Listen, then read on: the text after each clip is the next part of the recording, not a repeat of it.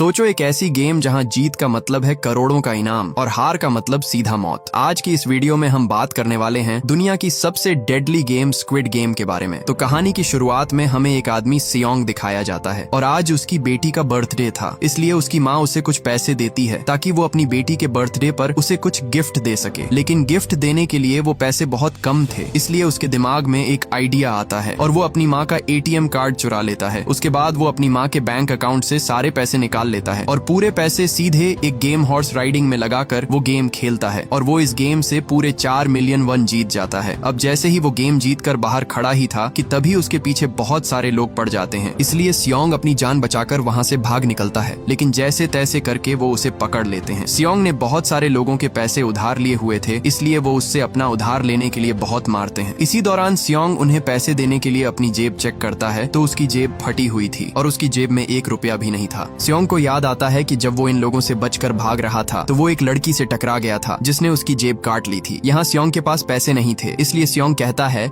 कि मैं सब पैसे इसी महीने दे दूंगा। इसलिए वो लोग भी उससे एक कॉन्ट्रैक्ट पर साइन करवाते हैं कि अगर इस बार पैसे ना मिले तो उसे जिंदा मार दिया जाएगा। इसके बाद सियोंग सीधा अपनी बेटी को एक जगह ले आता है जहाँ वो दोनों खुशी से रात का खाना खा रहे होते हैं। खाना खाकर सियोंग अपनी बेटी को घर छोड़ देता है। छोड़ने के बाद वो सीधा ट्रेन स्टेशन पहुँचता है, लेकिन उसके आने से पहले ही वो ट्रेन वहाँ से चली जाती है, इसलिए वो वहाँ दूसरी ट्रेन के आने का इंतजार करता है कि तभी वहाँ एक अनजान आदमी उसके पास आकर बैठता है और उसे ढेर सारा पैसा दिखाकर कहता है कि तुम मेरे साथ एक गेम खेलो और अगर ये गेम तुम जीत गए तो मैं तुम्हें 1 लाख वन दूंगा। ये डील सुनकर सियोंग उसके साथ गेम खेलना शुरू कर देता है। यहाँ वो आदमी लगातार जीतता जाता है और वो सियोंग को बुरी तरह मारता जा रहा था, लेकिन आखिरकार सियोंग वो गेम जीत जाता है और उसे पूरे 1 लाख वन मिल जाते हैं। वो आदमी उसे एक कार्ड दिखाता है और कहता है कि अगर और पैसा जीतना चाहते हो तो इस कार्ड पर दिए हुए नंबर पर कॉल करना। रात सियोंग अपनी माँ के पास बैठा था और बहुत सारे पैसे देखकर उसकी माँ पूछती है कि इतने पैसे कहाँ से आए, तो वो उसे बताता है कि मैंने एक गेम खेली जिससे मैंने इतना पैसा जीता। इसी दौरान उसकी माँ बताती है कि अगले साल तुम्हारी बेटी अपने दूसरे बाप के साथ हमेशा के लिए यूएसए जा रही है और हमें यहाँ पता चलता है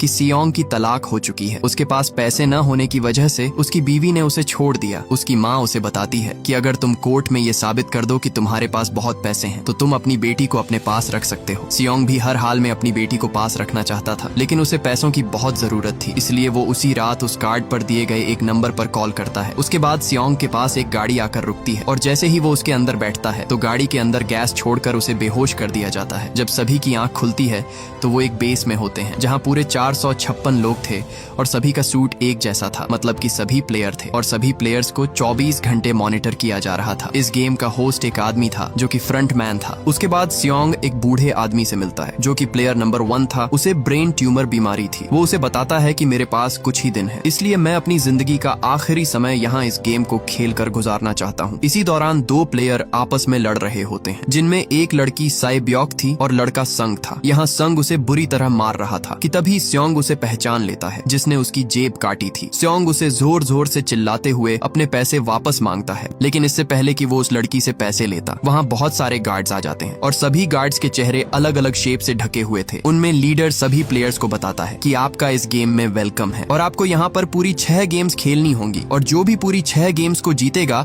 उसे ढेर सारा पैसा दिया जाएगा। इसके बाद सभी प्लेयर्स से एक कॉन्ट्रैक्ट साइन करवाया जाता है जिसमें गेम के 3 रूल्स थे। पहला, कोई भी प्लेयर गेम के दौरान गेम को छोड़कर नहीं जा सकता। दूसरा, जो पार्टिसिपेंट गेम खेलने से इनकार करेगा उसे एलिमिनेट कर दिया जाएगा। तीसरा, अगर मेजॉरिटी पार्टिसिपेंट्स खेलने से इनकार कर दें तो गेम रोका जा सकता है। इसके बाद सभी प्लेयर को अपनी पहली गेम खेलने के लिए गेम हॉल में ले जाया जाता है। गेम हॉल में पहुंचते ही सियोंग अपने क्लास फेलो से मिलता है जिसका नाम संगवू था। सियोंग उसे यहाँ देखकर अपने होश ही खो बैठता है। सियोंग उससे पूछता है कि तुम तो बिजनेस के लिए बाहर गए थे तो यहाँ क्यों आना पड़ा, लेकिन संगवू उसे कुछ भी नहीं बताता और चला जाता है। यहाँ पहली गेम में एक बहुत बड़ी डॉल दिखाई जाती है। ये गेम काफी सिंपल थी कि जब भी डॉल गाना गाएगी तो सभी प्लेयर्स को फिनिश लाइन तक बढ़ना होगा और जैसे ही डॉल गाना गाना बंद करेगी तो सभी प्लेयर्स को अपनी जगह पर रुक जाना है और अगर कोई अपनी जगह से जरा भी हिल गया तो उसे एलिमिनेट कर दिया जाएगा। गेम खेलने से पहले सबको ये बच्चों का खेल लग रहा था, लेकिन जब गेम शुरू हुई और एक लड़का अपनी जगह से हिला तो उसे वहीं पर गोली से मार दिया गया और यही इस गेम का रूल था, मतलब कि अगर जो भी हिल गया उसे मार दिया जाएगा। यह देखकर सब लोग वहाँ से इधर उधर भागने लगते हैं और सभी प्लेयर्स को एक एक करके शूट किया जा रहा था, इसलिए बाकी प्लेयर्स जैसे तैसे करके फिनिश लाइन तक पहुंच जाते हैं। इसके बाद मरे हुए सभी प्लेयर्स की बॉडीज वहां से हटा दी जाती हैं। उसी दिन गेम लीडर आकर सभी को बताता है कि 456 प्लेयर्स में से पूरे 201 प्लेयर्स बच पाए हैं, बाकी सभी प्लेयर्स गेम से एलिमिनेट कर दिए गए हैं। ये सुनकर सभी के दिल में खौफ और डर बढ़ जाता है। इसलिए वहाँ सभी प्लेयर्स उनसे हाथ जोड़कर कहते हैं कि हमें ये गेम नहीं खेलनी। तभी सांग वू वहाँ आकर कहता है कि अगर मेजॉरिटी प्लेयर्स चाहें तो इस गेम को बंद किया जा सकता है। इसलिए गेम लीडर सभी प्लेयर्स से वोटिंग कराने के लिए मान जाता है। लेकिन इससे पहले वो वोटिंग करते वहाँ उन्हें बहुत सारा पैसा दिखाया जाता है और ये पूरे 45 बिलियन वन थे। ये देखकर सबके होश ही उड़ जाते हैं। लेकिन अब ये सारा पैसा जो प्लेयर एलिमिनेट हुए हैं उनकी फैमिली को दिया जाएगा। इसके बाद गेम लीडर सभी प्लेयर्स से वोटिंग कराता है और सभी प्लेयर्स एक एक करके अपना वोट दे देते हैं और ज्यादा प्लेयर्स ने गेम न खेलने का फैसला किया। इसीलिए वो गेम वहीं पर रोक दिया गया और गेम लीडर उनसे कहता है कि अगर ये गेम आप दोबारा खेलना चाहते हैं तो आप इसे दोबारा ज्वाइन कर सकते हैं। इसके बाद सभी प्लेयर्स को वापस उनके घर छोड़ दिया जाता है। अगले दिन सियोंग सीधा पुलिस स्टेशन जाता है और वो पुलिस को उस गेम के बारे में सब कुछ बताता है कि उस जगह पर सभी लोगों की जान से खेला जा रहा है। लेकिन पुलिस को उसकी एक भी बात पर यकीन नहीं आता और वो उसे आगे से पागल बोलते हैं कि भला कौन ऐसा गेम खेलेगा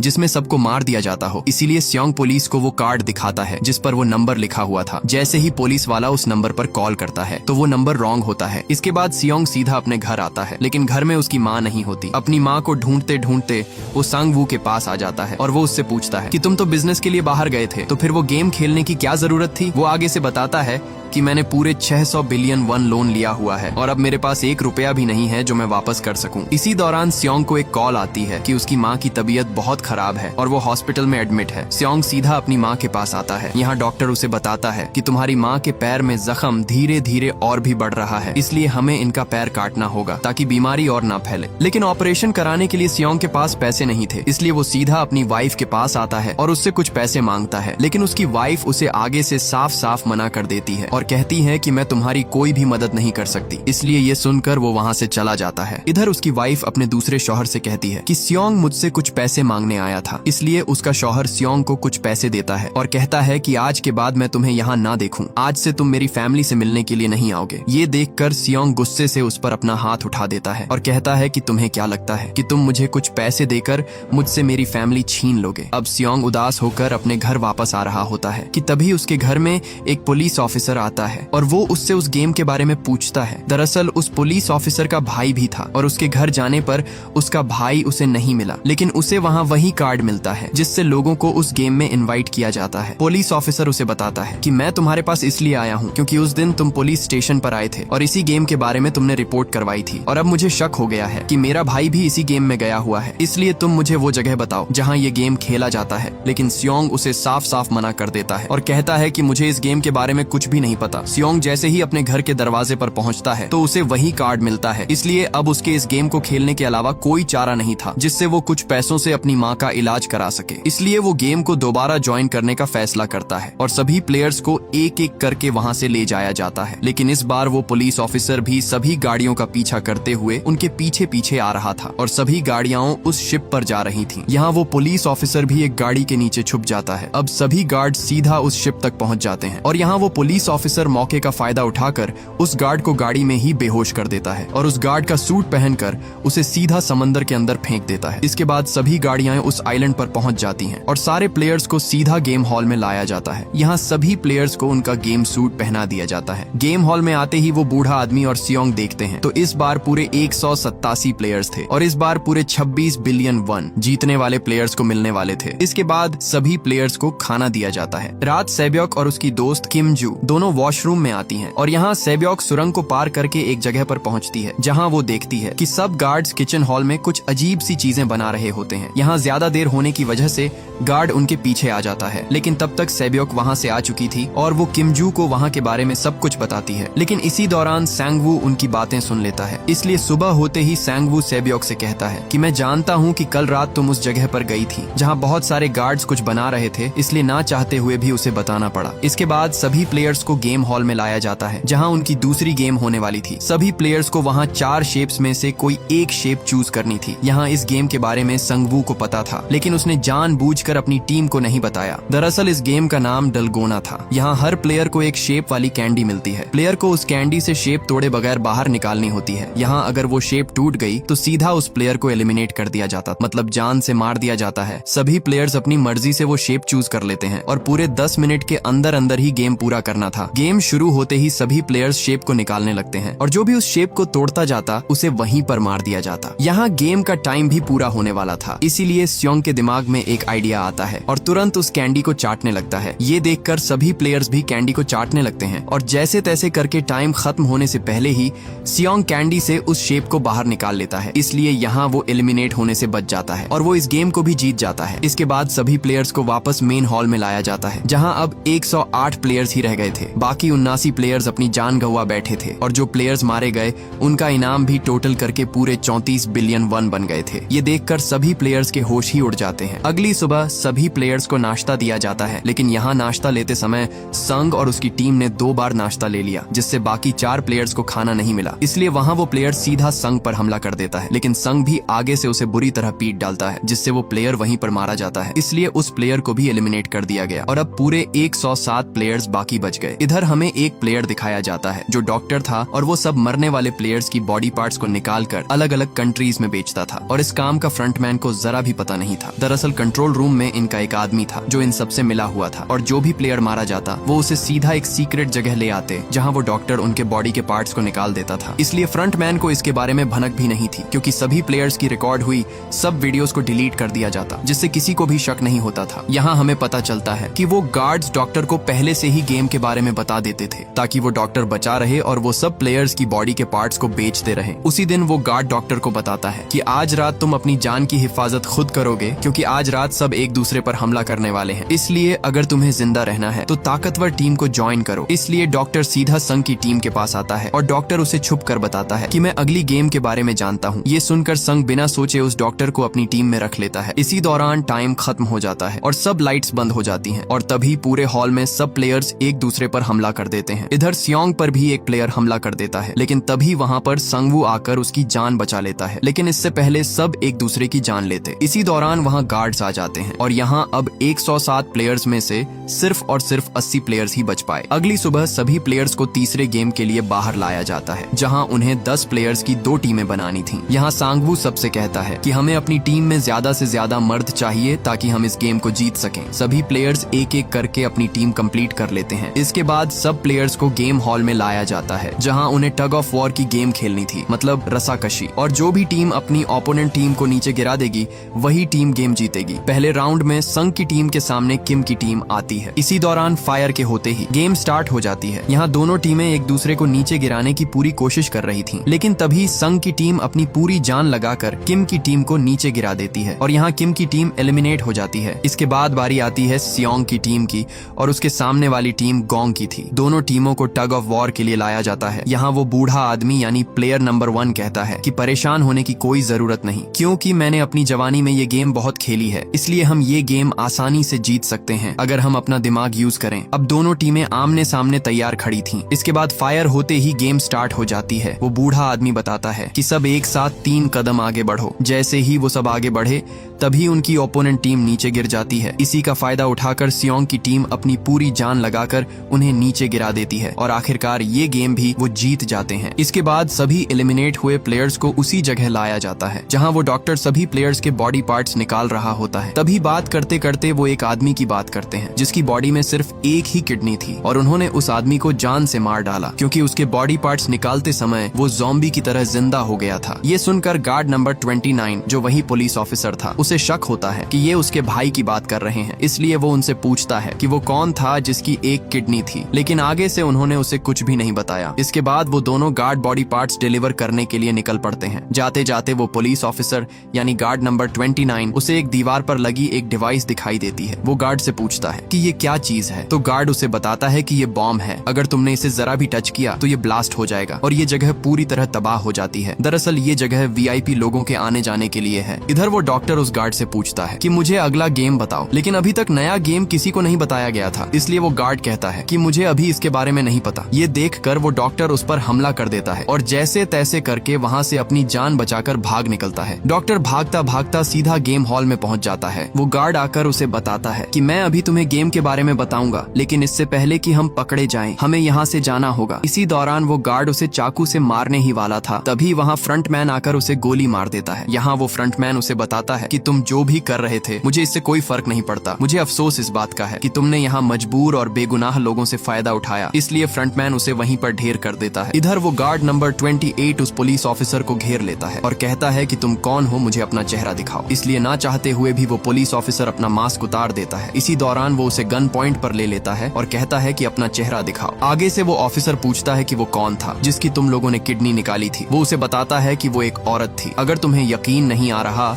तो तुम फ्रंटमैन के कमरे में जाकर सभी की इन्फॉर्मेशन ले सकते हो, वहाँ तुम्हें हर प्लेयर के डॉक्यूमेंट्स मिल जाएंगे। ये सब पूछकर वो पुलिस ऑफिसर उसे वहीं पर गोली मार डालता है। इसके बाद वो पुलिस ऑफिसर सीधा फ्रंटमैन के कमरे तक पहुंच जाता है। पहुंचते ही वो वहाँ सभी प्लेयर्स की बहुत सारी फाइल्स को देखता है और इसी दौरान उसे उसके भाई की फाइल भी मिल जाती है, जहाँ उसके भाई का नंबर 132 था। मतलब वो भी एक प्लेयर था और उसने भी ये गेम खेली थी। इससे पहले वो और रिकॉर्ड चेक करता तभी वो फ्रंटमैन आ जाता है। ये देखकर वो तुरंत छुप जाता है। यहाँ फ्रंटमैन किसी के आने की बात कर रहा था जो कि यहाँ फाइनल गेम देखने आने वाले थे। ये वही VIP लोग थे जिसकी बात गार्ड नंबर 28 कर रहा था। इसके बाद सभी प्लेयर्स को चौथे गेम के लिए बुलाया जाता है। यहाँ इस गेम में सभी प्लेयर्स को अपने लिए पार्टनर सेलेक्ट करना था, मतलब 2 लोगों की टीम बनानी थी। सभी प्लेयर्स जैसे तैसे करके अपनी टीम बना लेते हैं, लेकिन आखिर में वही बूढ़ा आदमी ही बचा था जिसे अभी तक पार्टनर नहीं मिला। लेकिन तभी वहाँ सियोंग आकर उसे अपना पार्टनर बना लेता है। इसके बाद सभी प्लेयर्स को एक थैली दी जाती है जिसमें पूरे 10 मार्बल्स यानी कंचे होते हैं। गेम के स्टार्ट होते ही संग और उसका पार्टनर दोनों एक दूसरे से मार्बल्स जीतने लगते हैं। दरअसल गेम का रूल ये था कि हर प्लेयर को अपने पार्टनर से उसके सारे कंचे जीतने थे। इधर सियोंग का पार्टनर वो बूढ़ा आदमी अपनी दिमागी हालत खो बैठता है, इसलिए टाइम खत्म होने से पहले सियोंग उसे गेम खेलने के लिए मना रहा था। अब जैसे तैसे करके सियोंग अपने पार्टनर से खेलने लगता है, लेकिन यहाँ वो बूढ़ा आदमी सियोंग से उसके सारे कंचे जीत रहा था। ये देखकर उसके अंदर डर बढ़ने लगता है क्योंकि अब मौत उसका इंतजार कर रही थी। इधर संग धोखे से अपने पार्टनर को हरा देता है, इसलिए उसका पार्टनर भी एलिमिनेट हो जाता है। यहाँ सियोंग भी जैसे तैसे करके बूढ़े आदमी से सब कंचे जीत जाता है, लेकिन तभी वो बूढ़ा आदमी उसे एक कंचा दिखाता है और कहता है कि अभी भी मेरे पास एक कंचा है। लेकिन अब वो आदमी पागलों की तरह हरकतें करने लगता है। सियोंग जैसे तैसे करके उसे कहता है कि मेरे साथ सिर्फ एक गेम खेल लो, लेकिन तभी वो बूढ़ा आदमी उसे बताता है कि तुमने मुझे बेवकूफ बनाकर मेरे सारे कंचे ले लिए थे, इसलिए मैंने अपने पास एक कंचा छुपा लिया था। मुझे पता था तुम मेरे साथ धोखा करोगे, इसलिए ये सब मैं पागल होने का नाटक कर रहा था। इसी दौरान बूढ़ा आदमी उसके हाथ में अपना कंचा दे देता है और कहता है कि मेरा और तुम्हारा साथ यही तक था। इसलिए सियोंग दुखी होकर उसे अपने गले लगाकर अलविदा कर देता है और यहाँ वो बूढ़ा आदमी भी एलिमिनेट हो जाता है। इसके बाद सभी प्लेयर्स की डेड बॉडीज वहाँ से ले जाई जाती हैं। इधर हमें फ्रंटमैन दिखाया जाता है जिसे शक हो चुका था कि उसके रूम में कोई मौजूद है, इसलिए वो उसे हर जगह ढूंढ रहा होता है और ढूंढते ढूंढते वो उस जगह पहुंच जाता है जहां वो गार्ड नंबर 28 मरा हुआ था। इसी दौरान उसे उसी पुलिस ऑफिसर का ID कार्ड मिलता है जिसे देखकर उसे शक हो जाता है कि ये उसका भाई ही है। दूसरी तरफ वो सभी VIP लोग फाइनल गेम देखने के लिए पहुंच चुके थे। इसके बाद सभी प्लेयर्स को 5वें गेम के लिए लाया जाता है। यहाँ सभी प्लेयर्स को 1 से 16 तक कोई भी नंबर सेलेक्ट करना था। सभी प्लेयर्स एक एक करके अपना नंबर सेलेक्ट कर लेते हैं, लेकिन जब सियोंग की बारी आई तो उसके सामने सिर्फ 2 ही नंबर थे, पहला 1 और दूसरा 16वां। यहाँ सियोंग सोच में पड़ जाता है, अगर वो पहला नंबर लेगा तो पहले नंबर पर गेम खेलनी होगी और अगर 16वां लेगा तो आखिर में उसके पास टाइम खत्म हो जाएगा। लेकिन तभी वहाँ एक आदमी आकर कहता है कि मुझे पहला नंबर लेने दो, मुझे अपनी जिंदगी में कभी भी पहले नंबर पर आने का मौका नहीं मिला, इसलिए मुझे पहला नंबर दे दो। इसके बाद सभी प्लेयर्स को गेम एरिया में लाया जाता है। इस गेम में प्लेयर्स को शीशे का पुल पार करना था जहाँ हर कदम पर 2 ग्लास थे, पहला मजबूत और दूसरा कमजोर। अगर गलत ग्लास पर कदम पड़ा तो सीधे नीचे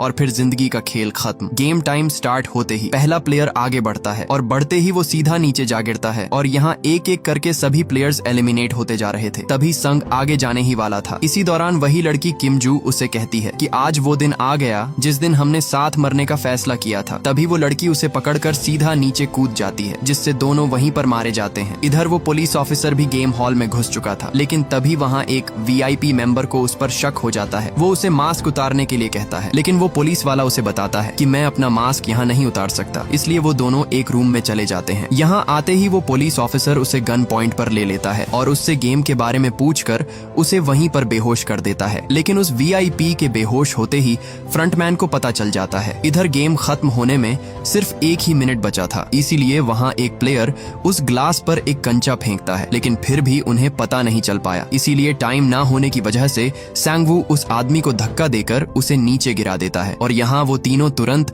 उस पुल को पार करके फिनिश लाइन तक पहुंच जाते हैं। इधर फ्रंटमैन भी पुलिस ऑफिसर का पीछा कर रहा था। यहाँ वो पुलिस ऑफिसर डाइविंग सूट से समंदर को पार करता हुआ आगे बढ़ रहा था। वो फ्रंटमैन भी उसके पीछे पीछे ही था, लेकिन वो पुलिस ऑफिसर जैसे तैसे करके समंदर के किनारे तक पहुंच जाता है। लेकिन उसकी बदकिस्मती कि वहां पर सिग्नल का नामो निशान तक नहीं था। वो हेडक्वार्टर में कुछ तस्वीरें भेजता है, लेकिन सिग्नल ना होने की वजह से वो तस्वीरें हेडक्वार्टर तक नहीं जा रही थीं। वो उन गार्ड से अपनी जान बचाकर भागता भागता एक जगह पर पहुंच जाता है, लेकिन उसके आगे पानी था और फ्रंटमैन उसके पास था, इसलिए वो तुरंत उस पर गोली चला देता है। इसलिए वो फ्रंटमैन अपना मास्क उतार देता है तो उसे पता चलता है कि ये उसका अपना ही भाई है। इसी दौरान फ्रंटमैन भी उस पर गोली चला देता है और वो सीधा पानी में जा गिरता है। इधर हमें बाकी बचे सिर्फ 3 प्लेयर्स दिखाई देते हैं। यहाँ सैबियोक की तबीयत खराब थी, इसलिए स्योंग उसे बताता है कि हम संगवू को हराकर दोनों गेम जीत लेंगे। लेकिन सैबियोक उससे कहती है कि तुम मुझसे वादा करो, अगर मुझे कुछ हो गया तो तुम मेरे भाई का ख्याल रखोगे। इसी दौरान उसकी तबीयत बिगड़ने लगती है। स्योंग भागकर सीधा उन गार्ड्स को जोर जोर से बुलाता है, लेकिन तब तक देर हो चुकी थी। स्योंग जैसे ही सैबियोक के पास आता है तो वहाँ उसे संगवू मार चुका था। ये देख उसका दिल अंदर से टूट जाता है। और अब बचे 2 प्लेयर, जिनमें से जीतने वाले प्लेयर को पूरे 45 बिलियन वन मिलने वाले थे। उसी दिन उनके बीच आखिरी गेम के लिए टॉस होता है। ये लास्ट गेम स्क्विड गेम होती है। इसमें 2 प्लेयर्स स्क्विड शेप वाली लाइन पर लड़ते हैं। जो जीत जाता है वही फाइनल विनर होता है। अब दोनों प्लेयर्स को गेम एरिया में लाया जाता है। टाइम शुरू होते ही दोनों के बीच हाथापाई शुरू हो जाती है। टाइम काफी कम बचा था, इसलिए यहाँ सियोंग संगवू को ढेर कर देता है, जिसकी वजह से उसकी हालत खराब हो जाती है। यहाँ सियोंग अपने दोस्त को नहीं मारना चाहता था, इसलिए सियोंग गेम को रोकने के लिए कहता है, लेकिन तभी वो पीछे मुड़कर देखता है तो संगवू खुद को चाकू से खत्म कर देता है। ये देख सियोंग जोर जोर से रोने लगता है और यहाँ प्लेयर नंबर 218 एलिमिनेट हो जाता है और आखिरकार ये पूरा इनाम सियोंग जीत लेता है। इसके बाद सियोंग को सीधा वापस घर छोड़ दिया जाता है और उसके सामने एक बैंक कार्ड भी था। जैसे ही सियोंग उस कार्ड को एटीएम मशीन में लगाता है और देखते ही उसके होश ही उड़ जाते हैं, क्योंकि उसका जीता हुआ सारा पैसा उसके अकाउंट में आ चुका था। इसके बाद सियोंग सीधा अपने घर आता है तो उसके पैरों तले जमीन ही खिसक जाती है, क्योंकि उसकी माँ उसका इंतजार करते करते